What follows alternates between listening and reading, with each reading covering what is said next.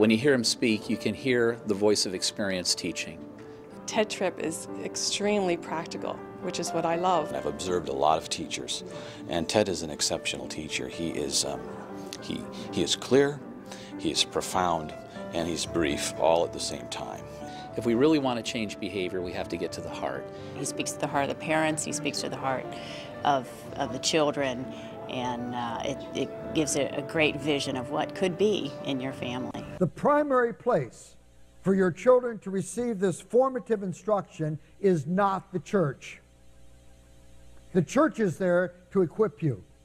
The primary place is not VBS. It's not Christian school. It's not summer camp programs. As thankful as we are for those ministries to our children and the people who serve us, those are not the primary place for your children to receive formative instruction. Your family is the primary place for rooting their thinking in rich biblical soil.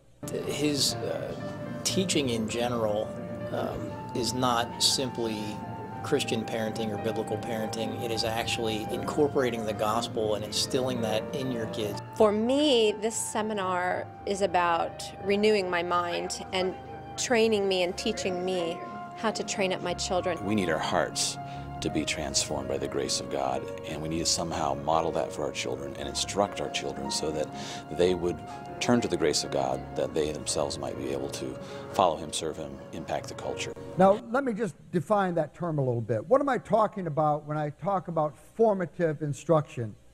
It's instruction that forms or shapes your children.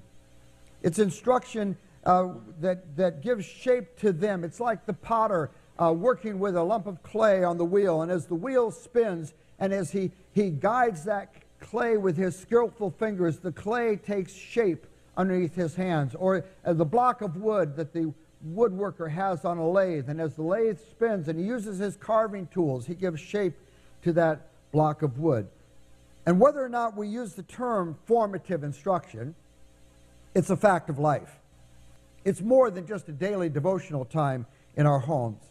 It's a process of instruction, not an event of instruction. It's not a drive-through. Our children need daily confrontation with truth. That's why advertisers create ads that are designed to air again and again and again and again.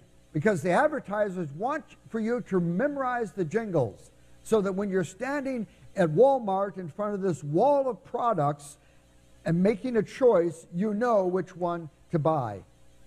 Shaping worldview requires long-term interaction with long-term goals and 100% saturation.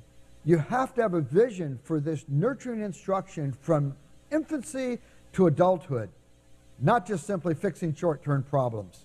I guess what's most compelling is to think now that our children are watching us and they're learning from our actions.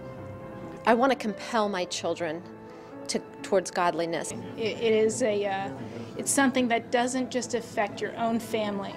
It affects generations to come. Your grandchildren will be affected by what you learn and apply from this kind of seminar. You see, when we make our children independent decision makers, we give them an appetite for liberty that does not exist and a mistaken notion of freedom. It's a liberty that does not exist because nowhere in the plan of God for me am I an independent person with no authorities over me. I'm always a person under authority. It's a mistaken notion of freedom because freedom is not doing whatever I want to do. Freedom is understanding God's ways and walking in it. I will continually obey your law forever and ever, Psalm 119 says, and I will walk about in liberty, in freedom, for I've sought your precepts. I think Dr. Tripp's teaching would be a blessing for today's Christian parent. You know, what is this magical phrase you say to children and they automatically obey?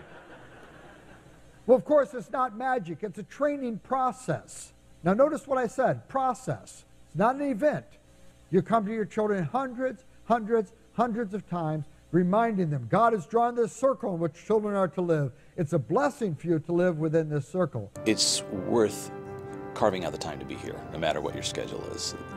And we all have very busy lives and busy schedules, but the days with our children are busy and seem long, but these years are very short. So we want to make the most of them, and this helps us to do that. Just get down here and you need to hear what's going on.